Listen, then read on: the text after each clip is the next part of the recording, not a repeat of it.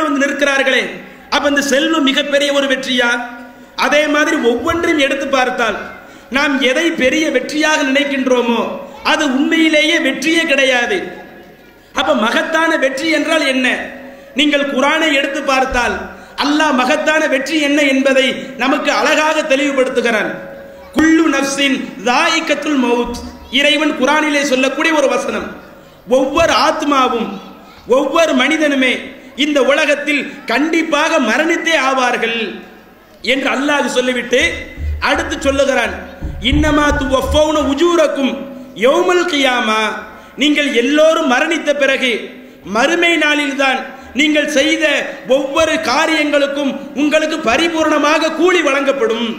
நாம் இந்த உலகத்தில் எவ்வளவு நன்மை செய்தோம், அல்லது நாம் இந்த உலகத்தில் எவ்வளவு தீமை செய்தோம், நாம் இந்த உலகத்தில் எப்படி நடந்தோம் என்று இந்த உலக வாழ்க்கையை வைத்து இறைவன் மறுமை நாளில் தான் உங்களுக்கு முழுமையான கூலியை தருவான் என்று அல்லாஹ் சொல்லிவிட்டு அடுத்த அந்த மகத்தான வெற்றியை பற்றி குறிப்பிடுகிறான். ஃபமன் ஸுஹ்ஸிக அன்னின்னார், யார் அந்த மறுமை நாளிலே நரகத்திலிருந்து காக்கப்பட்டு வ உத்கிலல் ஜன்னா, யார் சுவர்க்கம் நுழைவிக்கப்படுகிறாரோ ஃபகது ஃபாஸ, அவர்தான் வெற்றி அடைந்து விட்டார். நம்மை எல்லாம் படைத்த இறைவன் நமக்கு சொல்லக்கூடிய மகத்தான வெற்றி என்பது என்ன? இந்த உலகத்தில் எதுவுமே கிடையாது. நமக்கு கிடைக்கக்கூடிய மனைவியோ, நமக்கு கிடைக்கக்கூடிய பிள்ளைகளோ, நாம் படிக்கக்கூடிய படிப்போ, நாம் செய்யக்கூடிய வேலையோ, நமக்கு இருக்கக்கூடிய சம்பாத்தியமோ, நாம் கட்டி வைத்திருக்கக்கூடிய வீடோ, அதுவெல்லாம் ஒரு வெற்றியே கிடையாது. உண்மையான வெற்றி என்பது நாம் இந்த உலக வாழ்க்கையை விட்டு போன பிறகு மறுமை வாழ்க்கையில் அனைவருமே ஒன்று திரட்டப்பட்ட பிறகு யார் நரகத்திலிருந்து தன்னை காத்து கொண்டு யார் சுவர்க்கம் நுழைவிக்கப்படுகிறாரோ ஃபகது ஃபாஸ, அவர்தான் மகத்தான அந்த உண்மையான வெற்றியை அடைந்து விட்டார் என்று அல்லாஹ் சொல்லிவிட்டு அந்த வசனத்தில் இறுதியாக அல்லாஹ் என்ன சொல்றான் தெரியுமா? இதைத்தான் நம்ம இன்னைக்கு ரொம்ப கவனிக்கணும். மறுமையில சொர்க்கம் தான் மகத்தான வெற்றி. ஆனால் வமல் ஹயாத்தி துன்யா, இந்த உலக வாழ்க்கை இருக்கிறதே, இந்த உலக வாழ்க்கை என்பது இல்லா மத்தாவுல் குரூர், அது உங்களை ஏமாற்றக்கூடிய ஒரு வசதிகள் தான். இந்த உலக வாழ்க்கையை நம்பி நீங்க இருந்தீங்கன்னு சொன்னா கண்டிப்பாக அந்த மகத்தான வெற்றியை நீங்கள் அடைய முடியாது. ஏன்னா இந்த உலக வாழ்க்கை உங்களை ஏமாத்தி விட்டுரும். எனவே நீங்கள் இந்த உலக வாழ்க்கையில உங்களுடைய வாழ்க்கையை நீங்கள் சரியாக அமைத்துக் கொண்டால் மறுமை நாளிலே வெற்றி பெறலாம் என்று அல்லாஹ் தஆலா மகத்தான வெற்றி என்பது மறுமை என்று தான் சொல்லி காட்டுகிறான். இன்னும் நபிகள் நாயகம் ஸல்லல்லாஹு அலைஹி வஸல்லம் அவர்கள் கூட நமக்கு அந்த மகத்தான வெற்றியை பற்றி குறிப்பிடும் பொழுது புகாரி என்ற ஹதீஸ் கிரந்தத்திலே பதிவு செய்யப்பட்ட ஒரு செய்தி. இந்த உலகத்துல ஒரு ஆள் வந்து ஒரு பெரிய வீட்டை கட்டுறாருன்னு வைங்க, அதோட அவருடைய நஃப்ஸ் முடிஞ்சிருதா? சரி, கஷ்டப்பட்டு நம்ம ஒரு வீட்டை கட்டிட்டோம், நமக்கு இந்த ஒரு வீடு போதும் என்று யாருமே நினைக்க மாட்டாங்க. நமக்கு ஒரு வீடு இப்ப கிடைச்சிருச்சா இன்னொரு வீட்டையும் நம்ம கட்டிட மாட்டோமா? அல்லது பெண்கள் ஒரு 10 சவரன் நகையை வாங்கிட்டாங்கன்னு வைங்க, 10 சவரன் நகையோட பெண்கள் திருப்தி கொண்டுக்கிடுவாங்களா? எனக்கு இது மாத்திரம் பத்தாது, இன்னும் 10 கிடைச்சா நல்லா இருக்குமே, மொத்தம் 20 வந்தா கூட இன்னும் 20 வந்தா நல்லா இருக்குமே என்று இந்த உலகத்துல பேராசை இருக்குதுல, இதுல எந்த ஒரு வெற்றியும் நம்ம பார்க்க முடியல. ஆனா அல்லாஹ்வுடைய தூதர் குறிப்பிடுகிறார்கள், வ மௌலிஉ சௌதி அஹதிக்கும் ஃபில் ஜன்னா, உங்களில் ஒவ்வொருவருக்குமே நீங்கள் மறுமையிலே சொர்க்கம் சென்றால் அந்த சொர்க்கத்திலே இறைவன் உங்களுக்கு ஒரு சாட்டை அளவு இடம் கிடைத்தால் போதும். அல்லாஹ் நமக்கு கொடுக்கக்கூடிய ஒரு இடம், ஒரு சாட்டையை வைக்கக்கூடிய இடம். சாட்டை வைக்கிறதுக்கு எவ்வளவு பெரிய இடம் தேவைப்படும்? அதற்கு பெரிய பங்களா வேணுமா? இந்த போடி அளவுக்காவது இடம் இருந்தா தான் சாட்டையை வைக்க முடியுமா? சாட்டையை சுருட்டி வைக்கிறது ரொம்ப கொஞ்சம் இடம் போதும். அந்த இடத்தை பற்றி அல்லாஹ்வுடைய தூதர் குறிப்பிடுகிறார்கள், ஓ மௌதிஉ சௌதி அஹதிக்கும் ஃபில் ஜன்னா, உங்களில் மறுமையில் சொர்க்கத்திலே ஒரு சாட்டை அளவு கிடைக்கக்கூடிய அந்த இடம் இருக்கிறதே, அந்த இடமே கைரும் மின துன்யா, இந்த உலகத்தை விட அது சிறந்தது. வமா அலைஹா, இந்த உலகத்தில் என்னென்ன பொருட்கள் இருக்கிறதோ எல்லா பொருட்களை விட சொர்க்கத்தில் ஒரு சாட்டை அளவு இருக்கக்கூடிய அந்த இடம் சிறப்பு. நீங்க அந்த சொர்க்கத்தை பெற நினைங்க, சொர்க்கத்தில் இடம் வாங்க நினைங்க, அங்கு நன்மை சம்பாதிக்க நினைங்க, அதுதான் இருப்பதிலே மகத்தான வெற்றி என்று இந்த கருத்துப்பட எத்தனையோ பல்வேறு குர்ஆன் வசனங்களும் எத்தனையோ பல்வேறு ஹதீஸ்களும் இருக்கிறது. இந்த ஒரு குர்ஆன் வசனமும் இந்த ஒரு ஹதீஸுமே நமக்கு போதுமானது. வெற்றி என்பது மறுமையில் சொர்க்கம் கிடைப்பதுதான். அந்த மகத்தான வெற்றிக்காக இது நாள் வரை முஸ்லிம்களாக இருக்கக்கூடிய நாம் நம்முடைய வாழ்க்கையில் என்ன செஞ்சிருக்கிறோம், அதைத்தான் இப்ப நம்ம முன்னாடி ஒரு கேள்வி வந்து நிக்குது. சொர்க்கம் தான் நமக்கு பெருசு, அதுக்காகத்தான் இந்த உலகத்திலே வாழ்கிறோம். அப்படி வாழக்கூடிய நாம் அந்த சொர்க்கத்தில் இடம் வாங்குவதற்காக, நமக்குன்னு ஒரு வீட்டை ஒதுக்குவதற்காக, அங்கு சொர்க்கத்தில் இன்பத்தை அனுபவிப்பதற்காக இதுவரை நாம் என்ன செய்திருக்கிறோம்? சொர்க்கம் போகக்கூடிய, வெற்றி அடையக்கூடிய அந்த காரியங்களை எல்லாம் தேர்ந்தெடுத்து நாம் நம்முடைய வாழ்க்கையில் செய்து கொண்டிருக்கிறோமா என்பதை நாம் ஒவ்வொருவருமே சற்று சிந்தித்து பார்க்க கடமைப்பட்டிருக்கிறோம். ஏனென்றால் அல்லாஹு தஆலா தன்னை நம்பிக்கை கொண்ட அந்த ஆண்களுக்கும் பெண்களுக்கும் வெற்றி அடையக்கூடிய அழகான வழிகளை குர்ஆன் வாயிலாக பல இடங்களில் சொல்லி காட்டுகிறான். அதிலே ஒரு வசனம், நாம் மறுமையிலே வெற்றி பெறுவதாக இருந்தால் இந்த வசனத்தில் உள்ள அம்சம் நம்மள்ட்ட வந்துருச்சுன்னு வைங்க, நிச்சயம் நம்ம மறுமையில வெற்றி அடைஞ்சிடலாம், மகத்தான வெற்றி அடைஞ்சிடலாம். என்ன அம்சம்? வல் முஃமினூன வல் முஃமினாத்து பஅலுஹும் அவுலியாஉ பஅலின். இறை நம்பிக்கை கொண்ட ஆணாக இருந்தாலும், இறை நம்பிக்கை கொண்ட பெண்ணாக இருந்தாலும், அவர்கள் இந்த உலகத்தில் வாழும் பொழுது அடுத்தவர்களோடு உற்ற நண்பர்களாக பழக வேண்டும். ஒருவர் கஷ்டப்படுகிறார், ஒருவர் சிரமப்படுகிறார் என்று தெரிந்தால் அடுத்தவன் தானே கஷ்டப்படுறான், நமக்கு கஷ்டம் வரலையே என்று நம்ம இருக்கக்கூடாதா? அவனுக்கு வரக்கூடிய கஷ்டத்தை தனக்கு வரக்கூடிய கஷ்டமாக நினைத்து, ஆணாக இருந்தாலும் பெண்ணாக இருந்தாலும் அடுத்தவர்களோடு உற்ற நண்பர்களாக பழக வேண்டும் என்று அல்லாஹ் தஆலா ஒரு பண்பை சொல்லி காட்டுகிறான். இது நம்முடைய வாழ்க்கையில் இருக்குதா? சிந்திச்சு பாருங்க. அதற்கடுத்து அல்லாஹ் சொல்லுகிறான், யஅமுருன பில் மஅரூஃப் வ யன்ஹவுன அனில் முன்கர். அடுத்தவர்களுக்கு நன்மையை ஏவக்கூடியவர்களாக இந்த ஆண்கள் பெண்கள் இருக்க வேண்டும். பிறர் தீமை செய்யும் பொழுது அந்த தீமையை தடுக்கக்கூடியவர்களாக இந்த ஆண்கள் பெண்கள் இருக்க வேண்டும் என்று அல்லாஹ் சொல்லுகிறான். இந்த அம்சம் நம்முடைய வாழ்க்கையில் இருக்குதா? யோசிச்சு பாருங்க. இன்னும் அல்லாஹ் சொல்லுகிறான், வ யுகீமுன ஸலாத்த வ யூதுன ஸகாத்த. அவர்கள் தொழுகையை நிலைநாட்டுவார்கள். நிறைய செல்வம் இருந்தால், ஜகாத் கொடுப்பதற்கு தகுதியானவர்களாக இருந்தால் ஜகாத்தையும் கொடுப்பார்கள். அந்த தொழுகை ஜகாத்து அது அவங்களிடத்துல கரெக்டா இருக்கும் என்று அல்லாஹ் சொல்லுகிறான்.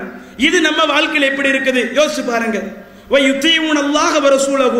இன்னும் இவர்கள் இந்த உலகத்தில் வாழும் பொழுது அல்லாஹ்விற்கும் அவன் தூதருக்கும் மட்டும்தான் கட்டுப்பட்டு நடப்பார்கள், வேற யாருக்கும் கட்டுப்பட மாட்டாங்க. மார்க்கம் என்று வந்துவிட்டால் என்னை கட்டுப்படுத்துவதற்கு அல்லாஹ் சொல்லியிருக்க வேண்டும், அல்லாஹ்வுடைய தூதர் சொல்லியிருக்க வேண்டும் என்று அவர்கள் இருப்பார்கள் சொல்லி காட்டுறான். இது நம்மள்ட்ட இருக்குதா? இப்படி எல்லாம் அல்லாஹ் சொல்லிட்டு அந்த வசனத்தில் அடுத்து சொல்லுகிறான், உலாய்க ஸயர்ஹமுல்லாஹ். இந்த பண்புடையவர்களாக எந்த ஆண்கள் பெண்கள் இருக்கிறார்களோ இவர்கள் தான் அல்லாஹ்வுடைய ரஹ்மத்தை பெறக்கூடியவர்கள். இன்னல்லாஹ அஸீஸுன் ஹகீம். இறைவன் ஞானமிக்கவனாக இருக்கிறான் என்று அல்லாஹ் சொல்லிட்டு இந்த வசனத்தை இத்தோடு முடிச்சிடல. இவங்களுக்கு தான் அல்லாஹ்வுடைய அருள் கிடைக்கும், அல்லாஹ்வுடைய அன்பு கிடைக்கும் என்று சொல்லாமல் அதற்கு அடுத்தும் சொல்லுகிறான், வஅதல்லாஹுல் முஃமினீன வல் முஃமினாத்தி. இந்த நம்பிக்கை கொண்ட ஆண்களுக்கு பெண்களுக்கு, வெறுமனே நம்ம முஸ்லிம்னு சொல்லிட்டோம்னு வைங்க, நமக்கு அந்த கேட்டகரி கிடைக்காது. அல்லாஹ் எதை சொல்லி காட்டுறான்? அடுத்தவங்களோடு உற்ற நண்பர்களாக பழகணும், பிறருக்கு நன்மை ஏவணும், பிறர் செய்யக்கூடிய தீமையை தடுக்கணும். இந்த பண்புடையவராக எந்த ஆண்கள் பெண்கள் இருக்கிறார்களோ அந்த இறை நம்பிக்கை கொண்ட ஆண்களுக்கும் பெண்களுக்கும் இறைவன் மறுமையிலே சொர்க்கம் கிடைக்கும் என்று இந்த உலகத்திலே வாக்குறுதி அளித்து விட்டான். இந்த உலகத்தில் வாழ்ந்துகிட்டு இருக்கும் பொழுதே நம்மள்ட்ட இந்த பண்பு கரெக்டா இருந்துச்சுன்னு வைங்க, இப்பவே நமக்கு அல்லாஹ்வின் புறத்திலிருந்து ஒரு வாக்குறுதி வழங்கப்பட்டாச்சு. சரி, நம்ம சொன்ன அடிப்படையில் கரெக்டா இருக்காங்க, இவங்களுக்கு கண்டிப்பா என்ன செய்யணும்? சொர்க்கம் தான் கொடுக்கணும் என்று அல்லாஹ் தஆலா இந்த உலகத்திலே வாக்குறுதி அளித்து விட்டானாம். அப்ப இந்த இறை நம்பிக்கை கொண்ட ஆண்களுக்கும் பெண்களுக்கும் நாம் சொர்க்கத்தை வாக்குறுதி அளித்து விட்டோம். தஜ்ரீமின் தஹ்தீகள் என்கார், அந்த சொர்க்கத்திற்கு கீழே ஆறுகள் எல்லாம் ஓடும். காலிதீன ஃபீஹா, அதிலே அவர்கள் நிரந்தரமாக இருப்பார்கள். ஓ மசாக்கின தொய்யிபத்தன் ஃபீ ஜன்னாத்தி அதனின், அந்த நிரந்தரமான சொர்க்க சோலைகளில் நல்ல தங்குமிடங்களும் அவர்களுக்கு கிடைக்கும். ரிதுவானும் மினல்லாஹி அக்பர், இன்னும் அல்லாஹ்வுடைய பொருத்தமும் அவர்களுக்கு கிடைக்கும். அந்த அல்லாஹ்வுடைய பொருத்தம் தான் எல்லாத்தையும் விட பெரியது. ذَلِكَ هُوَ الْفَوْزُ الْعَظِيمُ. இதுதான் மகத்தான வெற்றி என்று அல்லாஹ் சொல்லி காட்டுகிறான். அப்ப நாம் சிந்தித்து பார்க்க வேண்டிய அவசியமான விஷயம் என்ன? நாம் மறுமையிலே வெற்றி பெற வேண்டும் என்றால் இந்த உலகத்தில் அடுத்தவங்களோடு நல்ல முறையில் நடக்கணும். அதிலும் குறிப்பாக அழைப்பு பணி நம்மளிடத்தில் இருக்கணும். இந்த மார்க்கத்தை நமக்கு என்ன மார்க்கத்தை தெரிஞ்சோமோ இந்த இஸ்லாமிய மார்க்கத்தை, இஸ்லாத்தை தெரியாத நம்முடைய சகோதரர்களுக்கும் சொல்ல வேண்டும். இன்னும் பிரமத அன்பர்களுக்கும் இந்த இஸ்லாத்தை எடுத்து சொல்லி நன்மை ஏவி தீமையை தடுக்கக்கூடிய அந்த பண்பு இருக்க வேண்டும். அப்படி இருந்தால் நாம் வெற்றிக்குரியவர்கள். என்று அல்லாஹ் சொல்லி காட்டுகிறான். இன்னும் அதே போல குர்ஆன்ல இன்னொரு இடத்துல முகமது நபியை பற்றி அல்லாஹ் குறிப்பிடுகிறான். அந்த முகமது நபியை வேதம் கொடுக்கப்பட்ட கிறிஸ்தவர்கள் இருக்கிறார்களே, அந்த கிறிஸ்தவர்களும் யூதர்களும் அதுல சில ஆட்கள் முகமது நபியை பின்பற்றி இஸ்லாத்துக்கு வந்தாங்க. அவங்கள பத்தி அல்லாஹ் குர்ஆன்ல சொல்றான். அல்லதீன யத்தபிஊன ரசூலன் நபியல் உம்மியல்லதி யஜிதூனஹு மக்தூபன் இன்தஹும் ஃபி தௌராத்தி வல் இன்ஜீல். அந்த தௌராத் வேதத்திலேயும் இன்ஜில் வேதத்திலேயும் எழுதப்பட்டதை போல அந்த வேதம் கொடுக்கப்பட்ட மக்கள் என்ன செய்தார்கள்? இந்த எழுத படிக்க தெரியாத இந்த நபியை தங்களுடைய வாழ்க்கையில் பின்பற்றினார்கள். என முகமதுன்னு ஒரு நபி வருவாங்க, அவங்களை நீங்கள் பின்பற்ற வேண்டும் என்ற கருத்து தௌராத் வேதத்திலும் இருந்தது, இன்ஜில் வேதத்திலும் இருந்தது. அதை படித்த அந்த வேதக்காரர்கள் முகமது நபியுடைய வாழ்க்கையை பார்த்து அவர்கள் என்ன செய்கிறார்களாம்? முகமது நபியை பின்பற்றி வருகிறார்களாம். அந்த நபி இந்த சமுதாயத்திடத்தில் என்ன செய்தார்கள், சமுதாய மக்களை எப்படி வழி நடத்தினார்கள் என்பதை அந்த வசனத்தில் அல்லாஹ் தொடர்ச்சியாக சொல்லுகிறான். யஅமுருஹும் பில் மஅரூஃப். அந்த நபி மக்களுக்கு நன்மை ஏவக்கூடியவர்களாக இருந்தார்கள். வ யன்ஹாஹும் அனில் முன்கர். மக்கள் தீமை செய்யும் பொழுது அந்த தீமையை தடுக்கக்கூடியவர்களாக இருந்தார்கள். வ யுஹில்லு லஹும் தய்யிபாத். மக்களுக்கு நல்ல விஷயங்களை ஹலாலாக்கக்கூடியவர்களாக இருந்தார்கள். இன்னைக்கு ஹலாலாக்கக்கூடிய அதிகாரம் நமக்கு கிடையாது, அதை இறைவன் தன்னுடைய தூதரோடு அந்த செய்தியை முடிச்சிட்டார். வ யுஹர்ரிமு அலைஹிமுல் ஹபாயிஸ். கெட்ட விஷயங்களை அந்த நபி இந்த சமுதாயத்திற்கு ஹராமாக்கக்கூடியவர்களாக இருந்தார்கள். அதே போல யல்லஹு அன்ஹும் இஸ்ரஹும். அடுத்தவர்கள் கஷ்டப்படும் பொழுது அந்த கஷ்டங்களை சிரமங்களை தன்மேல் போட்டு சுமந்து கொள்ளக்கூடியவர்களாக அந்த நபி இருந்தார்கள். வல் அகலால் அல்லதி கானத் அலைஹா. அந்த சமுதாயத்திடத்திலே என்னென்ன பிரச்சனைகள் சூழ்ந்திருந்ததோ அந்த பிரச்சனைகளை எல்லாம் தகர்த்தெறியக்கூடியவராக அந்த முகமது நபி இருந்தார்கள். முகமது நபிக்கு அல்லாஹ் எத்தனை பண்பை சொல்றான் பாருங்க. நன்மை ஏவுனாங்க, தீமையை தடுத்தாங்க, நல்ல விஷயத்தை ஹலாலாக்குனாங்க, கெட்ட விஷயத்தை ஹராமாக்குனாங்க. அடுத்தவங்க கஷ்டப்படும் பொழுது அந்த சமுதாய சேவையிலேயும் தன்னை இணைத்து கொண்டு அவர்கள் இந்த உலக வாழ்க்கையை கழித்தார்கள் என்று அல்லாஹ் சொல்லிவிட்டு அதற்கடுத்து அந்த வசனத்தை அல்லாஹ் எப்படி முடிக்கிறான் தெரியுமா? ஃபல்லதீன ஆமனு பிஹி. இந்த முகமது நபியை, இந்த பண்புடைய முகமது நபியை யார் நம்பிக்கை கொண்டு வ அஸரூஹு, அந்த நம்பிக்கையில் உறுதியாகவும் இருந்து, வ நஸரூஹு, அந்த முகமது நபிக்கு உதவக்கூடிய விதமாகவும் நடந்து, வல்லதி வத்தபஉ உன்சிலல்லதி மஅஹு, அந்த முகமது நபிக்கு இறக்கப்பட்ட அந்த வேதத்தையும் யார் பின்பற்றுகிறாரோ, இந்த நபியை நம்பிக்கை கொண்டு அந்த நம்பிக்கையில உறுதியாக இருந்து அந்த நபிக்கு உதவக்கூடிய விதமாக நாம் இருந்து இந்த நபிக்கு இறக்கப்பட்ட அந்த வேதத்தையும் நாம் பின்பற்றி நடந்தால் உலாயிக ஹுமுல் முஃப்லிஹூன், இவர்கள் மறுமையிலே வெற்றியாளர்கள் என்று அல்லாஹ் சொல்லி காட்டுகிறான். அப்ப நாம் அந்த மறுமையினுடைய சொர்க்கத்தை பெறக்கூடியவர்களாக, மகத்தான வெற்றிக்கு சொந்தக்காரர்களாக நாம் இருக்க வேண்டும் என்றால் நமக்கு அழைப்பு பணி என்பது, நன்மையை தீமையை தடுக்க வேண்டும் என்ற பணி என்பது ரொம்ப அவசியமான ஒன்று என்று அல்லாஹ் தஆலா இது போன்ற எத்தனையோ பல்வேறு வசனங்களில் சொல்லுகிறான். இப்போது அப்படியே நம்ம வாழ்க்கைக்கு உள்ள வாங்க. இன்றைக்கு முஸ்லிம்களாக இங்க நிறைய பேர் குழுமி இருக்கிறோம். ஏகத்துவ கொள்கையில் உள்ள மக்களும் நிறைய குழுமி இருக்கிறீங்க. ஏகத்துவ கொள்கைனா என்னன்னு தெரிஞ்சுக்கிடுவோம் என்று இந்த ஏகத்துவ கொள்கை தெரியக்கூடிய சகோதர சகோதரிகள் இங்க குழுமி இருக்கிறீங்க. இன்னும் இங்கு குழுமியதோடு மட்டுமல்லாமல் ஆங்காங்கே வீடுகளில் இருந்து கூட எத்தனை பேர் என்ன செய்யறீங்க, இங்கு பேசப்படக்கூடிய அந்த உரைகளை செவிதாழ்த்தக்கூடிய முஸ்லிம்களாக இருக்கிறீர்கள். எல்லா மக்களையும் பார்த்து பேசுகிறேன். இங்க வந்திருக்கக்கூடிய மக்களை மாத்திரமாக பார்த்து சொல்லல, நம்ம எல்லாருமே நம்மளுடைய வாழ்க்கையை சிந்திச்சு பாருங்க. அழைப்பு பணி என்பது அது ரொம்ப அவசியமான ஒண்ணு. அதுதான் நமக்கு மறுமையில் சொர்க்கத்தை பெற்று தரக்கூடிய ஒண்ணு என்பதையெல்லாம் உணர்ந்த நாம் நம்முடைய வாழ்க்கையில் இன்றைக்கு அழைப்பு பணி சரியாக இருக்கிறதா? ஒவ்வொரு முஸ்லிம்களும் என்ன செய்யணும்? பிரமத அன்பர்களுக்கு எடுத்து சொல்லி அவர்களுக்கு இஸ்லாத்தை விளக்கி, இஸ்லாம்னா தீவிரவாத மார்க்கம் கிடையாது, இஸ்லாம்னா பயங்கரவாத மார்க்கம் கிடையாது, இஸ்லாம்னா பெண்ணடிமைத்தனத்தை போதிக்கக்கூடிய மார்க்கம் கிடையாது என்று பிரமத மக்களுக்கும் சொல்லி அவர்களையும் இஸ்லாத்தின்பால் அழைப்பு விட வேண்டிய இந்த சமுதாயம் எவ்வளவு பெரிய அவல நிலையில் இருக்கு தெரியுமா? நம்ம சமுதாயத்தில் உள்ள மக்களையும் திருத்தாம நம்ம அடுத்தவங்களை திருத்த வேண்டி இருக்குது, அடுத்தவங்களுக்கு கொள்கை சொல்ல வேண்டி இருக்குது. அந்த நிலையில் இருக்க வேண்டிய முஸ்லிம்கள் தான் இந்த உலகத்தில் எப்படி இருக்கிறோம், இந்த பகுதியில் எப்படி இருக்கிறோம்? நம்முடைய சமுதாயத்திலேயே சில ஆட்கள் தவறுகள் செய்யும் பொழுது, சில ஆட்கள் மார்க்கத்திற்கு மாற்றமான காரியங்களில் ஈடுபடும் பொழுது நாம் கண்டும் காணாமல் இருந்து கொள்கிறோம்.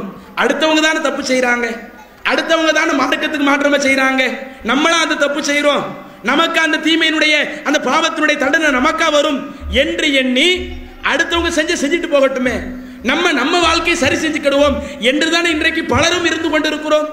ஆண்களாக எடுத்துக்கொண்டாலும் பெண்களாக எடுத்துக்கொண்டாலும் இந்த அழைப்பு பணியில நாம் எந்த அளவிற்கு நேரத்தை ஒதுக்கி இருக்கிறோம். தொழிலுக்காக எவ்வளவு நேரத்தை ஒதுக்குறோம் ஆண்கள், குடும்ப வாழ்க்கைக்காக எவ்வளவு நேரத்தை ஒதுக்குறோம், குழந்தைகளுக்காக எவ்வளவு நேரத்தை ஒதுக்குறோம், மனைவி மக்களுக்காக எவ்வளவு நேரத்தை ஒதுக்குறோம். இதே போல இறைவன் நமக்கு தந்திருக்கக்கூடிய இந்த ஏகத்துவ கொள்கையை பிறருக்கு எடுத்து சொல்வதற்காக ஆண்களாக இருக்கக்கூடிய நாம் நேரத்தை ஒதுக்கி இருக்கிறோமா? அதே போல பெண்களாக இருக்கக்கூடிய நீங்க வீட்டில் வேலை இருக்குது, துவைக்க வேண்டி இருக்குது, சமைக்க வேண்டி இருக்குது, கணவனை பராமரிக்க வேண்டி இருக்குது, பிள்ளைங்களை பராமரிக்க வேண்டி இருக்குது, வீட்டில் வயசானவங்க இருக்க அவங்கள பார்க்க வேண்டி இருக்குது என்று அதற்கெல்லாம் நேரத்தை ஒதுக்கக்கூடிய நீங்கள் ரோட்ல இன்னைக்கு இந்த அழைப்பு பணிக்காக இறங்கி இருக்கிறீர்களா? ஒவ்வொரு வீடா ஏறி இறங்கி ஒவ்வொரு வீடுகளிலும் என்னென்ன தவறுகள் நடக்கிறதோ அந்த தவறை சுட்டிக்காட்டி அந்த தவறில்லாத சமுதாயமாக, இஸ்லாத்தை முறையாக பின்பற்றக்கூடிய சமுதாயமாக இந்த சமுதாயத்தை மாற்றுவதில் பெண்களுடைய சமுதாயம் எவ்வளவு அக்கறை எடுத்திருக்கிறது. ஆண்களை எடுத்துக்கிட்டாலும் இதில் ரொம்ப பின்னடைவாக இருக்கிறோம், பெண்களை எடுத்துக்கிட்டாலும் இதில் ரொம்ப பின்னடைவாக இருக்கிறோம். ஏனைக்கு நம்ம சமுதாயத்தில் எந்த ஒரு பிரச்சனையுமே இல்லாம எல்லாரும் நல்லா தான் இருக்காங்களா? உதாரணத்திற்கு கொள்கை எடுத்துக்கிடுங்களேன். இந்த கொள்கை விஷயத்தில் இன்னைக்கு சமுதாயம் எப்படி இருக்குது? வெளிப்படையாக சொல்லுவார்கள், லா இலாஹ இல்லல்லாஹ் முஹம்மது ரசூலுல்லாஹ், வணங்கப்படுவதற்கு தகுதியானவன் அல்லாஹ் ஒருத்தன் தான் இருக்கிறான், அந்த அல்லாஹ்வை தவிர வேறு யாருமே வணங்கப்படுவதற்கு தகுதி இல்லை. அதே போல பின்பற்றப்படுவதற்கு தகுதியானவங்க முகமது நபி தான், ஏன்னா அவங்க தான் அல்லாஹ்வுடைய தூதர், அவர்களை தவிர வேறு யாருமே பின்பற்றப்படுவதற்கு தகுதி இல்லை என்று களிமா என்று சொல்லிக்கொண்டு நாம் ஒவ்வொருவருமே இந்த களிமாவை சொல்லுகிறோமே, அந்த களிமாவிற்கு மாற்றமாக இந்த அடிப்படை தத்துவத்திற்கு மாற்றமாக படைத்த ஏக இறைவனை நம்ப வேண்டிய இந்த சமுதாயம், இறைவனுக்கு எந்த இணை துணை இல்லை என்று நம்ப வேண்டிய சமுதாயம், வலம் யக்குல்லஹு குஃபுவன் அஹத், இறைவனுக்கு நிகராக இறைவனுக்கு சமமாக எந்த ஒரு பொருளுமே வராது, எந்த ஒரு பொருளுமே இருக்க முடியாது என்ற அளவிற்கு அல்லாஹ்வின் மீது அதீத நம்பிக்கை வைக்க வேண்டிய இந்த சமுதாயம் தான் கபர்ல போய் முட்டிக்கிட்டு இருக்குதா? தர்காவில் போய் விழுந்து கிடக்குதா? தகடு தாயத்து மேல நம்பிக்கை வைக்குதா? வீட்டில் ஆயத்தில் குர்சியை தட்டா மாட்டி வச்சு அதை நம்பிக்கிட்டு இருக்கிறாங்களா? நல்ல நேரம் கெட்ட நேரம் என்று சொல்லி இணை வைப்புல போய் விழுந்து கிடக்கிறாங்களா? இப்படி எத்தனை விஷயத்தை சொல்ல அல்லாஹ்வுடைய ஆற்றல் யாருக்குமே இல்லை என்று நம்ப வேண்டிய இந்த சமுதாயம் தான் அல்லாஹ்வுடைய இடத்திலே இறந்தவர்களை வைக்கிறார்கள், உயிரோடு வாழக்கூடிய மகானை வைக்கிறார்கள், அற்ப தகடுகளை, தாயத்துகளை, தட்டுகளை, கொடிமரங்களை அல்லாஹ்வுடைய இடத்தில் வைக்கிறாங்களே. இதையெல்லாம் நாம் பார்த்து கொண்டு இதுவெல்லாம் தவறு என்று உணர்ந்த நாம் பார்த்து கொண்டு சும்மா இருந்தால் நாம் குற்றவாளியா இல்லையா? ஏன் அல்லாஹ் குர்ஆன்ல இதை பத்தி எதையுமே சொல்லலையா? இன்னல்லதீன யக்துமூன மா அன்ஸல்னா மினல் பையினாத்தி வல் ஹுதா மின் பஅதி மா பையன்னாஹு ஃபில் கிதாபி லின்னாஸ், அல்லாஹ் குர்ஆன்ல சொல்லக்கூடிய வசனம், மக்களுக்கு அவர்களுக்கு வழங்கப்பட்ட அந்த வேதத்திலே குர்ஆனிலே எது நேரான வழி எது உண்மையான வழி என்றெல்லாம் தெளிவுபடுத்தி சொல்லப்பட்ட பிறகு யார் இந்த நேர் வழியை மக்களுக்கு ஒழுங்காக கொண்டு போய் சேர்க்காமல் அந்த நேர் வழியை இன்னல்லதீன யக்துமூன யார் மறைக்க ஆரம்பிக்கிறார்களோ, நேர் வழி எல்லாம் இந்த குர்ஆன்ல தெளிவா இருக்குது, அந்த நேர் வழியை ஒழுங்காக கொண்டு போய் சேர்க்காமல் தவறு நடக்கிறது என்று தெரிந்தும் அடுத்தவங்க தான் தப்பு செய்யறாங்க, நம்ம பாட்டுக்கு இருந்துக்கிடுவோம் என்ற அந்த நேர் வழியை யாரெல்லாம் மறைக்க ஆரம்பிக்கிறார்களோ உலாயிக்க சயலஅனுஹுமுல்லாஹ், அல்லாஹ் விடக்கூடிய எச்சரிக்கை, இவர்கள் அல்லாஹ்வினுடைய சாபத்திற்கு அஞ்சி கொள்ளட்டும், இவர்கள் மீது அல்லாஹ்வுடைய சாபம் ஏற்படும். அதே போல வயலஅனுஹுமுல்லாஹினுன், இன்னும் சபிக்கக்கூடியவர்களும் இவர்களை சபிப்பார்கள். சாதாரண குற்றம் இல்லை, நமக்கு ஒரு விஷயம் சரின்னு தெரிஞ்சு இதுதான் சத்திய கொள்கைன்னு தெரிஞ்சு அந்த அடிப்படை கொள்கைக்கு மாற்றமாக அடுத்தவர்கள் நடக்கும் பொழுது அதை பார்த்து கொண்டு வாயிருந்தும் மௌனிகளாக இருந்தால், காதிருந்தும் செவிடர்களாக நாம் இருந்தால் அல்லாஹ் விடக்கூடிய எச்சரிக்கை என்ன?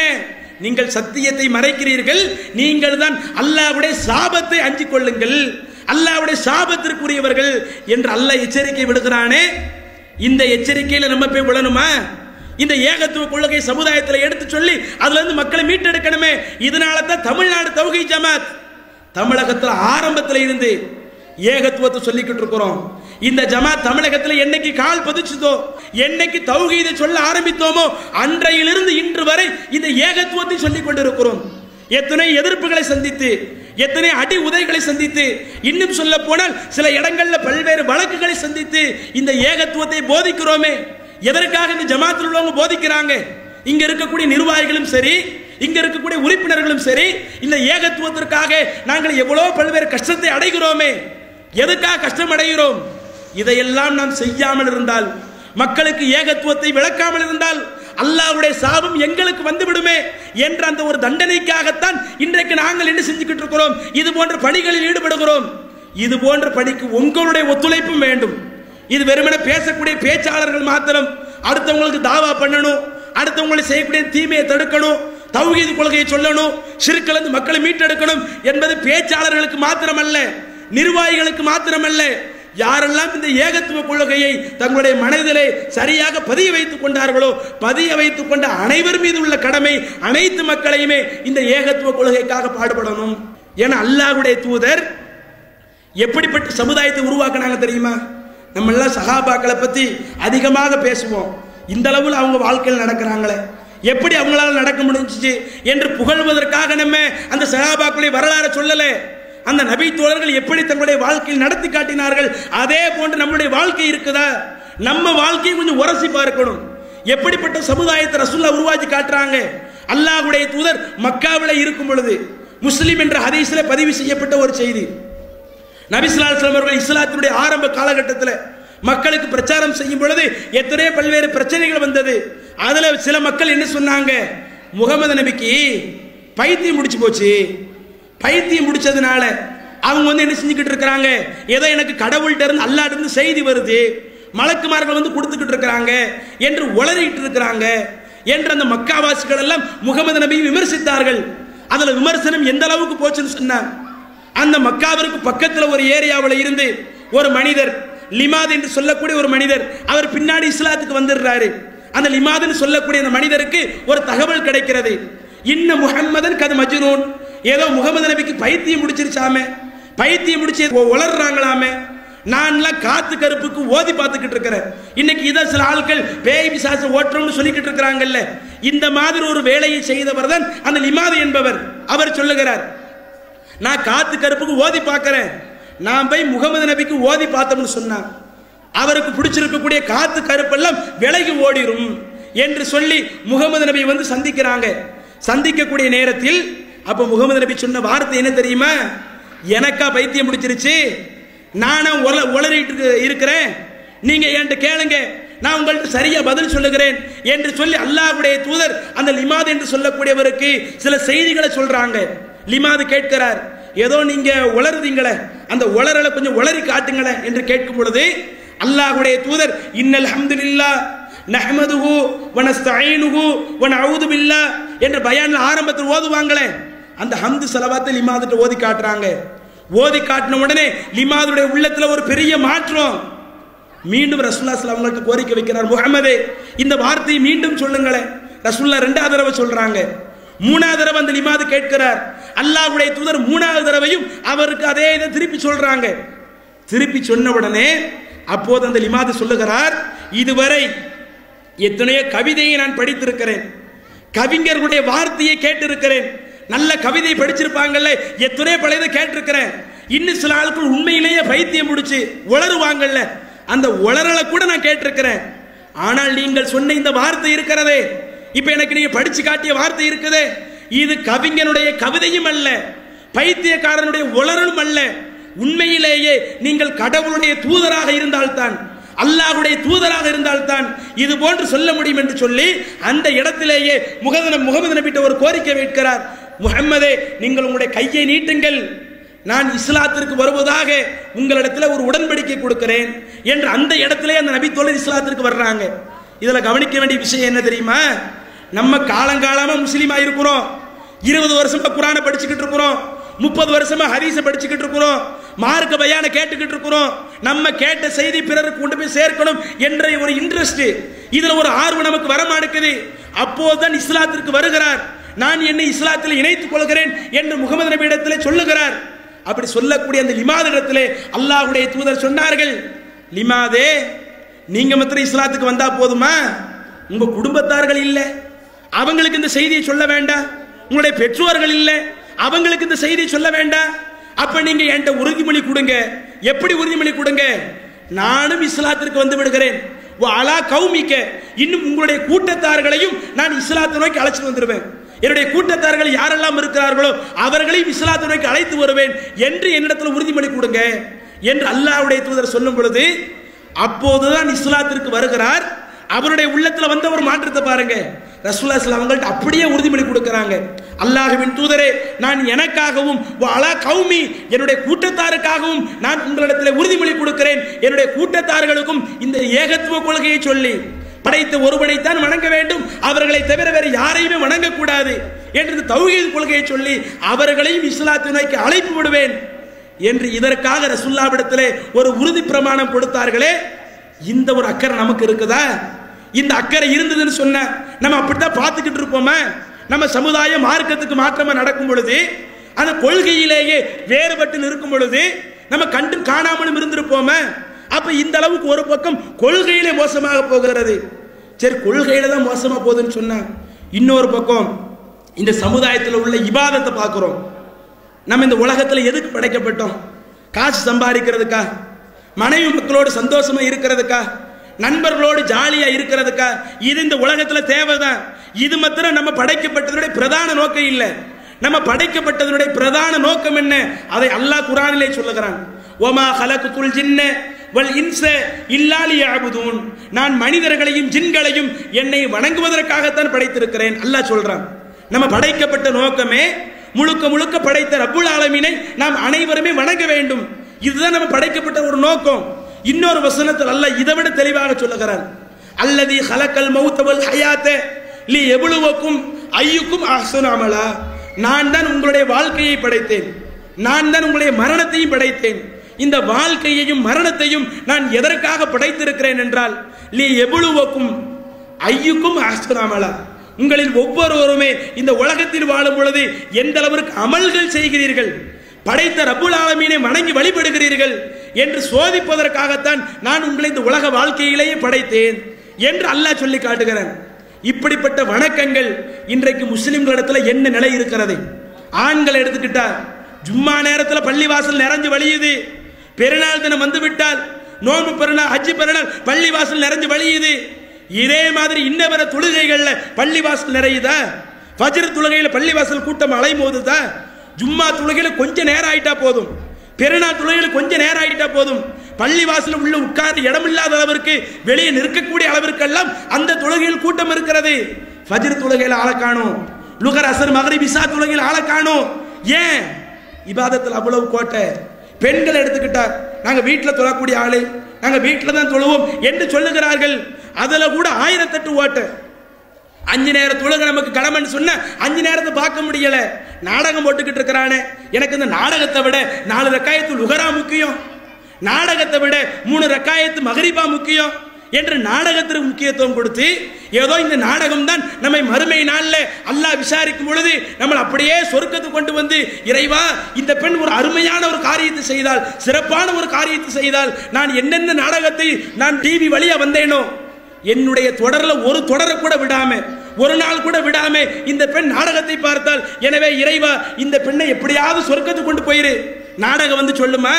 ஏன்னா நம்ம ஆட்களுடைய நினைப்பு அப்படி. அதை ஏதோ நாடகத்துக்கு பெரிய அளவு முக்கியத்துவம் கொடுத்து வணக்க வழிபாடு இல்லையே. இதை நாம் கண்டித்திருக்கிறோமா? இதில் சில ஆட்கள் நம்ம இருப்போம், நம்மளிடத்துல தொழுகை சரியா இருப்போம், ஜும்மா தொழுகை கரெக்டா போயிருப்போம், இன்ன பிற 5 நேர தொழுகையில கரெக்டா இருந்திருப்போம், சுன்னத்தான தொழுகையில கரெக்டா இருந்திருப்போம். அதுல ஆண்களும் இருக்கிறீங்க, பெண்களும் இருக்கிறீங்க. இப்படி இருக்கக்கூடிய நாம் இந்த தொழுகையை நாம் எப்படி சரியாக செய்தோமோ அடுத்தவங்களுக்கு சொன்னோமா? நம்ம குடும்பத்தில் உள்ள கணவனுக்கு, மனைவிக்கு, அத்தாவுக்கு, அம்மாவுக்கு, பிள்ளைகளுக்கு, பக்கத்து வீட்டுக்காரங்களுக்கு, தெருக்காரங்களுக்கு, ஊராரங்களுக்கு இந்த இபாதத்தை பத்தி வலியுறுத்தி இருக்கிறோமா? தொழுகையை பத்தி வலியுறுத்தி சொல்லியிருப்போமா? இந்த தொழுகை தான் நம்ம மறுமையில சொர்க்கம் போவதற்கு இதுவும் ஒரு காரணம். அந்த தொழுகை இல்லாட்ட நம்ம மறுமையில நரகத்துக்கு போயிடுவோமே. நீங்க அப்படி நரகத்துக்கு போகாம இருக்கணும்னு சொன்ன நிறைய இபாதத் செய்யுங்க, அந்த இபாதத்தின் மூலம் நம்ம மறுமையில சொர்க்கம் வரலாம் என்று இந்த இபாதத்தை எடுத்து சொல்லி இருக்கிறோமா? இந்த விஷயங்கள்ல நன்மை ஏவி இருக்கிறோமா? இந்த தொழுகை இல்லாம மத்த தீமைகள் செய்யும் பொழுது இதுல நம்ம சமுதாயத்தை தடுத்திருக்கிறோமா? கண்ணு முன்னாடி பார்க்கிறோம், தொழுகை இல்லைன்னு தெரியுது, குடும்பத்தில் உள்ளவங்கள்ட்ட தொழுகை இல்லைன்னு தெரியுது, பார்த்து கொண்டு நம்ம வாழ்க்கையை மாத்திரம் பார்த்து போய்கிட்டு இருக்கிறோம். நம்முடைய தொழுகையில மாத்திரம் கவனம் செலுத்துகிறோம், அடுத்தவங்களுடைய விஷயத்துல கவனம் செலுத்த மாட்டோம். இஸ்லாமிய மார்க்கம் ஒழுக்க மாண்புகள் என்று எவ்வளவோ பல்வேறு விஷயங்களை சொல்லுகிறது. ஒழுக்கம் நாளையே இன்றைக்கு மக்கள் என்ன பேசுவாங்க, ஒழுக்கம்னா முழுக்க முழுக்க பெண்களுக்கு தேவையானது என்று பேசுவார்கள். ஆனால் இஸ்லாம் சொல்லுகிறது ஒழுக்கம் என்பது பெண்களுக்கு மட்டும் முக்கியம் அல்ல, ஆண்களுக்கும் ஒழுக்கம் முக்கியம், ஆண்களுக்கும் கற்பு முக்கியம் என்று இஸ்லாமிய மார்க்கம் அதற்கு முக்கியத்துவம் கொடுக்கிறது. அல்லாஹ் தன்னுடைய திருமறையை சொல்லுகிறான், குல்லில் முஃமினீன, நபியே நம்பிக்கை கொண்ட ஆண்களுக்கு நீங்கள் சொல்லுங்கள், யகுல்லு மின் அப்சாரிஹிம், அந்த ஆண்கள் தங்களுடைய பார்வைகளை தாழ்த்த வேண்டும், வ யஹ்ஃபலு ஃபுரூஜஹும், அந்த ஆண்கள் தங்களுடைய கற்புகளையும் பேணி பாதுகாக்க வேண்டும் என்று நபியே ஆண்களுக்கு சொல்லுங்கள் என்று அல்லாஹ் சொல்றான். இன்னைக்கு நம்ம சமுதாயத்தில் இருக்கக்கூடிய எல்லா ஆட்களுமே, திருமணம் முடிச்சவங்களா இருக்கட்டும், திருமணம் முடிக்காத ஆண்களா இருக்கட்டும், நம்ம எல்லாருமே ஒழுக்கத்தில் கரெக்டா இருக்கிறோமா? ஒரு அந்நிய பெண் போறாங்க, ஆடை விஷயத்துல படு மோசமா போறாங்க, கலாச்சாரமே இன்னைக்கு படு மோசமா மாறிக்கிட்டு இருக்குது. இப்படி மாறக்கூடிய இந்த கல்ச்சர்ல இஸ்லாமிய ஆண்கள் எப்படி இருக்கிறார்கள், குறிப்பாக இஸ்லாமிய இளைஞர்கள் எப்படி இருக்கிறார்கள்? இளைஞர்கள் நாளையே அவர்களுக்குன்னு ஒரு எழுதப்படாத விதி, அந்த இளைஞர்கள் எல்லாம் ஒன்று கூடுவதற்கு எங்கெல்லாம் தெருமுக்குன்னு இருக்கிறதோ, எங்கெல்லாம் அந்த முட்டு சந்து மாதிரி இருக்குமோ அங்கெல்லாம் இளைஞர்கள் ஒன்று கூடுகிறார்கள். எதற்கு? சமுதாயத்தின் மீது அக்கறைப்பட்டா. ஆகா, நம்ம சமுதாயம் எந்த அளவுக்கு தீமையில போய் விழுந்துகிட்டு இருக்குது. இந்த சமுதாயத்தை மீட்க வேண்டும் என்றால் நாம் ஒவ்வொருவருமே எந்த அளவுக்கு போராடணும். இதுக்காக நின்று பேசுறாங்க. தெரு முக்குல, பஸ் ஸ்டாண்ட் முக்குல, ஸ்கூல் வாசல்ல, காலேஜ் வாசல்ல இளைஞர்கள் கூட்டம் இருக்கிறது. எதுக்கு நிக்கிறாங்க? போக வரக்கூடிய பெண்களை நம்ம பாத்திர மாட்டோமா? பார்ப்பதன் மூலம் நம்முடைய உள்ளத்தில் உள்ள அந்த நப்சு அடங்கிறாதா? நமக்கு ஒரு நல்ல இதாவது தெரியாதா என்று சொல்லி இப்படி ஒரு பக்கம் இளைஞர்கள் கூட்டம் போய்கொண்டு இருக்கிறது. அந்த இளைஞர்களை நாம் தடுத்து நிறுத்தி இருக்கிறோமா? அவர்களுக்கு ஒழுங்காக நம்ம எடுத்து சொல்லி இருக்கிறோமா? கண் கூட விபச்சாரம் செய்கிறது, நாவு கூட விபச்சாரம் செய்கிறது என்று அல்லாஹ்வுடைய தூதர் சொன்னார்களே, அந்த நபிமொழியை நாம் சொல்லி இருக்கிறோமா? எந்த ஒரு ஆணும் அந்நிய பெண்ணை தவறான முறையில் பார்க்க கூடாது இஸ்லாம் சொல்லுகிறதே, அதை நாம் சொல்லி இருப்போமா? ஒரு பெண் வந்தாங்கன்னு சொன்ன அந்த பெண்ணிடத்துல பேச வேண்டும் என்று சொன்னால் அந்த பெண்ணிடத்துல குழஞ்சு பேசக்கூடாது இஸ்லாம் சட்டம் சொல்லுகிறதே, அதை அந்த இளைஞர்களுக்கு சொல்லி இருப்போமா? நம்ம யாரும் பார்க்கறது இல்லை, இதுல யாரும் நம்ம கண்டுக்கிறது இல்லை. என்னுடைய வாழ்க்கை கரெக்டா இருக்குதா, நான் என்ன அளவில் சரிப்படுத்திக்கிட்டேனா, அது எனக்கு போதும். எப்படித்தான் ஆண்கள் நினைக்கிறார்கள். ஆண்கள் இளைஞர்களுக்கு தேவையான, மற்ற ஆண்களுக்கு தேவையான அந்த ஒழுக்க விஷயங்கள் அக்கறை எடுக்கிறது இல்லை. மற்ற சமுதாயத்தினுடைய இளைஞர்களைப் போல நம்முடைய சமுதாயத்திலேயும் இன்றைக்கு ஒழுக்க ரீதியில் ஆண்கள் தவறு செய்கிறார்கள். மானக்கேடான காரியத்தில் கூட சர்வசாதாரணமா ஏதோ அது இன்னைக்கு உள்ள ஒரு பெரிய ஒரு கிரேடு மாதிரி, மானக்கேடான காரியத்தை கூட, ஒழுக்கம் கெட்ட காரியத்தை கூட சர்வசாதாரணம் செய்யக்கூடிய ஆட்கள் போறாங்களே. இப்படி ஒரு பக்கம் ஆண்கள் ஒழுக்க சீர்கேட்டில் போறாங்க. இதை பார்த்து நம்ம அப்படியே சும்மா இருக்கிறோம், தடுக்காம இருக்கிறோம். இது ஒரு பக்கம் சொன்ன, இன்னொரு பக்கம் பெண்கள். இஸ்லாம் பெண்களை பத்தி என்ன சொல்லுது? குல்லில் முஃமினாத்தி, நபியே நம்பிக்கை கொண்ட பெண்களுக்கு சொல்லுங்கள், யகுதுல்ல மின் அப்சாரிஹின்ன, அந்த பெண்கள் தங்களுடைய பார்வைகளை தாழ்த்த வேண்டும், வ யஹ்ஃபல்ன ஃபுரூஜஹுன்ன, அந்த பெண்கள் தங்களுடைய கற்புகளை பேணி பாதுகாக்க வேண்டும். ஆண்களுக்கு சொன்ன மாதிரியே பெண்களுக்கும் அல்லாஹ் சொல்றான், நீங்க உங்க பார்வையை தாழ்த்துங்க, நீங்க உங்க கற்பை பேணி பாதுகாத்துக்கிடுங்க என்று சொல்லிவிட்டு அடுத்து அல்லாஹ் சொல்லுகிறான், வலா யுபதீன ஸீனத்தஹுன்ன இல்லாம லகத் மின்கா, வெளியே தெரியக்கூடிய அலங்காரங்களை தவிர மற்ற அலங்காரங்களை ஒரு பெண் வெளிப்படுத்த வேண்டாம். வெளியே தெரியக்கூடிய அலங்காரம் என்றால் முகம் தெரிந்து கொள்ளலாம், முன்கை தெரிந்த முகம் முன்கையை தவிர மற்ற எந்த ஒரு பகுதியையுமே அந்நிய ஆண்கள் இருக்கக்கூடிய நேரத்தில் ஒரு பெண் என்ன செய்யக்கூடாது? அலங்காரங்களை வெளிப்படுத்தக்கூடாது. வல் எதிரிபின பி குமரிகின் அலா ஜுயூபிகின்ன, அதே போல பெண்கள் வெளியே செல்லும் பொழுது அவர்கள் முக்காடுகளை தொங்க விட்டுக் கொள்ளட்டும் என்று அல்லாஹ் சொல்லிட்டு, யாரிடத்தில் அலங்காரத்தை வெளிப்படுத்தலாம், யாரிடத்தில் அலங்காரத்தை வெளிப்படுத்தக்கூடாது என்ற ஒரு லிஸ்டையே அல்லாஹ் சொல்லுகிறான். இதுல இன்னைக்கு நம்ம சமுதாயம் சரியாக இருக்கிறாங்களா?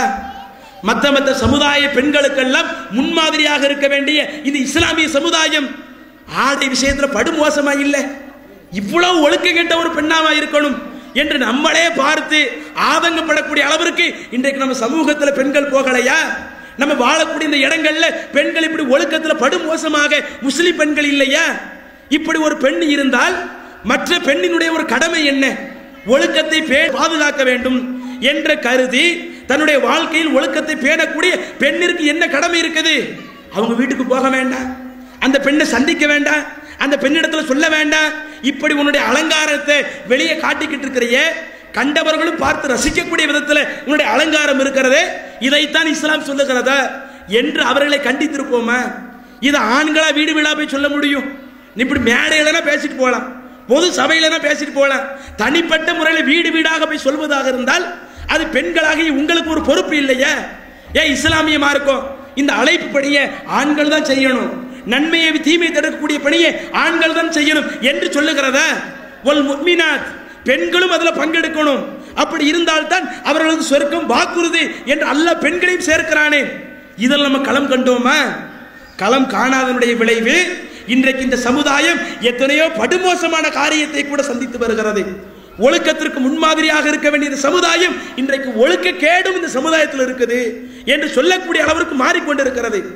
சில பெண்கள் இருக்கிறார்கள், நாங்களும் பரதாவை போடத்தான் செய்வோம், நாங்களும் பரதாவை பேணத்தான் செய்வோம், முக்காடுகளை போடத்தான் செய்வோம் என்று சொல்லிக்கொண்டு இஸ்லாம் என்ன நோக்கத்திற்காக இந்த முக்காடை சொன்னதோ அந்த நோக்கத்தை மறந்து விடுகிறார்கள். அடுத்தவங்க பார்க்க கூடாது, அடுத்தவங்க நம்மளை பார்த்து ரசிக்க கூடாது என்று இஸ்லாம் சொன்னால் சில பெண்களுடைய ஆடை எப்படி இருக்கிறது? அவர்கள் போடக்கூடிய புர்காவே பல வேலைப்பாடுகளோடு, பல கல்லு வச்ச டிசைனோடு, எம்ப்ராய்டிங் செய்த அந்த பூக்களோடு, அடுத்து அந்த பெண் ரோட்ல போனாங்கன்னு சொன்ன சும்மா இருந்தாலே பிறருடைய பார்வை இருக்கிற மாதிரி அவர்கள் ஆடை அணிந்து செல்கிறார்கள். முக்காடு போட்டா கூட அது இன்னைக்கு கல்ச்சர் எவ்வளவோ படுமோசம். எது முக்காடு? தலையில் உள்ள முன்னாடி உள்ள முடிய மறைக்கிறதுக்கு இல்ல, ஏதோ தோல்ல ஆண்கள் சும்மா துண்டை போட்டு காட்டுல பார்ப்போம்ல, ஏதோ காட்டு வேலை செய்யக்கூடிய ஆண்கள் துண்டை அப்படி தோல்ல அப்படி முக்காடு மாதிரி போட்டு போவாங்களே, அந்த மாதிரி இன்னைக்கு முக்காடு மாறிடுச்சே. இதைத்தான் இஸ்லாம் சொல்லுதா? இந்த ஒழுக்கத்தை தான் இஸ்லாம் சொல்லுதா? இப்படித்தான் ஒரு பெண் நடக்க வேண்டும் என்று இஸ்லாம் ஒழுக்கத்தை கற்பிக்கிறதா? இஸ்லாம் இதை சொல்லல. இப்படியும் பெண்கள் இருந்தால் இவர்களை திருத்த வேண்டிய பொறுப்பு இன்னவர நல்ல பெண்களுக்கு, ஏகத்துவ கொள்கையில் இருக்கக்கூடிய பெண்களுக்கு, இஸ்லாத்தின் அடிப்படையில் வழி நடத்தக்கூடிய பெண்களுக்கு இந்த பொறுப்பு இருக்கிறதா இல்லையா? அதே போல சில பெண்கள் இருக்கிறார்கள், அடுத்தவரிடத்துல குழஞ்சு குழஞ்சு பேசுறது, கண்டக்டர் குழஞ்சு குழஞ்சு பேசுறது, பால் போடுறதுக்கு ஒருத்தர் வர்ற அவன்கிட்ட குழஞ்சு குழஞ்சு பேசுறது, கேஸ் போடுறதுக்கு வர்ற அவன்கிட்ட குழஞ்சு பேசுறது, காய்கறி விற்க வர்ற ஏதோ ₹1 ₹2 குறைக்கிறதுக்காக அவன்கிட்ட குழஞ்சு குழஞ்சு பேசுறது, இவ்வளவு அசிங்க கெட்ட வேலையும் ஒரு பெண் செய்கிறாள். அதை திருத்த வேண்டிய பொறுப்பு நமக்கு இல்லையா? அந்த தீமையை தடுக்கக்கூடிய ஒரு பொறுப்பு நமக்கு இல்லையா? இதை பெண்கள் சிந்திச்சு பார்க்க மாட்டாங்க. எனக்கு ஏன் வேலை? எங்க வீட்டில் 1008 வேலை இருக்குது, என் பிள்ளைகளுக்கு சாப்பாடு ஆக்கியே எனக்கு நேரம் இல்லாம இருக்குது என்று சொல்லி இப்படித்தான் நம்ம வாழ்க்கை போகுது. அப்ப நம்முடைய சமுதாயத்தினுடைய அந்த நிலையை எடுத்து பார்த்தால் கொள்கையிலும் தவறிழைக்கத்தான் செய்யறாங்க, இபாதத்திலும் தவறிழைக்கத்தான் செய்யறாங்க, ஒழுக்கத்திலும் தவறிழைக்கத்தான் செய்கிறார்கள். இவ்வளவு தவறுகள் நடந்தாலும் இதை கண்டுகொண்டு நாம் சும்மா இருந்தால் கண்டிப்பாக நாம் இறைவனிடத்திலே குற்றவாளியாக இருப்போம். அப்ப நாம் மகத்தான அந்த வெற்றிக்கு சொந்தக்காரராக மாற வேண்டும் என்றால் நம்ம வாழ்க்கையில் இதையும் கையில் எடுக்கணும். மார்க்கம் என்னென்ன நல்ல பணிகளை ஏவுகிறதோ அந்த நல்ல பணிகளை நாமும் ஏவக்கூடியவர்களாக, அப்படி நம்ம அதை கரெக்டா ஏவும் பொழுதுதான் நம்ம வாழ்க்கையில் கடைபிடிப்போம். ஒரு ஆளுக்கு தொழுகை பத்தி சொல்லிட்டு நம்ம தொழாம இருந்து நம்மளை கேள்வி கேட்பாங்கல்ல, நம்மளுடைய வாழ்க்கையும் சீர்படுத்துவதற்கு, நம்மளுடைய வாழ்க்கையும் சரியாக நடப்பதற்கு இந்த அழைப்பு பணி மிக முக்கிய ஒரு காரணமாக இருக்கிறது. இதுல நம்ம எவ்வளவு பின்தங்கி இருக்கிறோம். கொஞ்சம் அன்றைய கால நபித்தோழர்களை எடுத்து பாருங்கள். இந்த அழைப்பு பணிக்காக அவர்கள் கொடுத்த முக்கியத்துவம் இருக்குது. இன்னைக்கு நமக்கு நாள் தங்குறதுக்கு வீடு இருக்குது, அவங்களுக்கு வீடு பெரிய அளவுல இல்ல. நமக்கு நாள் ஆடை எவ்வளவோ இருக்குது, அவர்கள் உடுத்துவதற்கு ஒழுங்கான ஆடை இல்லை. நமக்கு எவ்வளவோ காசை வச்சிருக்கிறோம், 3 வேளை சாப்பாடாவது ஏதோ பிரியாணி பெரிய அளவுல போகாட்ட கூட கூழோ கஞ்சியை குடிக்கக்கூடிய அளவுக்கு நம்மள்ட்ட பொருளாதாரம் இருக்குது. ஆனா அன்றைய நபி தோழர்களுக்கு நபி தோழியர்களுக்கு இந்த மாதிரிலாம் இல்லை. ரொம்ப கஷ்டப்பட்டு வாழ்ந்தார்கள், ரொம்ப சிரமப்பட்டு உலக வாழ்க்கை கழித்தார்கள். இப்படி இந்த உலக வாழ்க்கையிலே பல்வேறு கஷ்டங்களை சந்தித்தாலும் தாவா பணியில ஏதாவது குறை வைத்தார்களா? அதுல அவங்களிடத்துல ஏதாவது குறை இருந்துச்சா? எந்த அளவுக்கு அவங்க இருந்திருக்கிறாங்க? முஸ்லிம் என்ற ஹதீஸ்ல பதிவு செய்யப்பட்ட ஒரு நபிமொழி, அல்லாஹ்வுடைய தூதர் மதீனாவில் இருக்கக்கூடிய ஒரு நேரத்தில் ஒரு கூட்டம் நபி ஸல்லல்லாஹு அலைஹி வஸல்லம் அவர்களை சந்திப்பதற்காக வருகிறார்கள். சந்தித்து விட்டு சொல்லுகிறார்கள், அல்லாஹ்வின் தூதரே, அன் இப்அஸ் லனா ரிஜாலன், நீங்கள் எங்களிடத்தில் சில ஆண்களை அனுப்பி வையுங்கள். யுஅல்லிமுனல் குர்ஆன வ சுன்னத, அந்த ஆண்களை எங்களுக்கு குர்ஆனை கற்றுக் கொடுக்கணும், அதே மாதிரி சுன்னத்து நபி வழிகளையும் கற்றுக் கொடுக்கணும். எங்க ஊர் மக்களுக்கு குர்ஆனுடைய தகவல் நிறைய தெரியாம இருக்குது, ஹதீஸுடைய தகவல் நிறைய தெரியாம இருக்குது, நாங்க அதை தெரிஞ்சுக்கிறதுக்கு விரும்புறோம். அதனால உங்க சமுதாயத்தில் இருந்து சில ஆண்களை நீங்க எங்களிடத்தில் அனுப்பி வச்சா நல்லா இருக்குமே என்ற ஒரு கோரிக்கையை ஒரு கூட்டம் நபி ஸல்லல்லாஹு அலைஹி வஸல்லம் இடத்துல வந்து வைக்கிறது. அல்லாஹ்வுடைய தூதர் அவங்களை நம்பினாங்க. சில ஒரு நல்ல வேலைக்கு தானே நம்மள்ட்ட வந்து கேட்கறாங்க, அவங்க சமுதாயத்தை திருத்துறதுக்கா, அவங்க சமுதாயத்தில் குர்ஆனை ஹதீஸை சொல்லி கொடுக்கிறதுக்கு, இஸ்லாத்தை அந்த ஊர்ல வளர வைக்கிறதுக்கு ஒரு நல்ல நோக்கத்துல தான் வந்து கேட்கிறாங்க என்று நம்பி அல்லாஹ்வுடைய தூதர் 70 அன்சாரி தோழர்களை அவர்களிடத்தில் அனுப்பி வைக்கிறார்கள். அந்த 70 அன்சாரி தோழர்கள் யார்? ஹதீஸ்ல வருது, யுகாலு லஹுமுல் குர்ரா, அவர்கள் அனைவருக்குமே காரிகள் என்று சொல்லப்படும். காரினா குர்ஆனை நல்ல முறையில் படிச்சு குர்ஆனுடைய சட்டத்தை விளங்கி அந்த அடிப்படையில் இருப்பாங்கல்ல. 70 பேரும் இப்படிப்பட்டவங்க. இன்னும் வருது இந்த ஹதீஸ்ல. இந்த ஹதீஸை அறிவிக்கக்கூடிய அனஸ் ரலியல்லாஹு அன்ஹு அவர்கள் சொல்லுகிறார்கள், அந்த 70 நபர்களில் என்னுடைய மாமா ஹராம் என்ற என்னுடைய தாய் மாமா அவரும் இருந்தார். அந்த 70 பேர் என்ன செய்வாங்க தெரியுமா? யக்ரவுனல் குர்ஆன வயததாரசூன, இரவு நேரங்கள் வந்துவிட்டால் இரவு நேரங்களில் குர்ஆனை படிப்பார்கள், குர்ஆனை ஓதுவாங்க.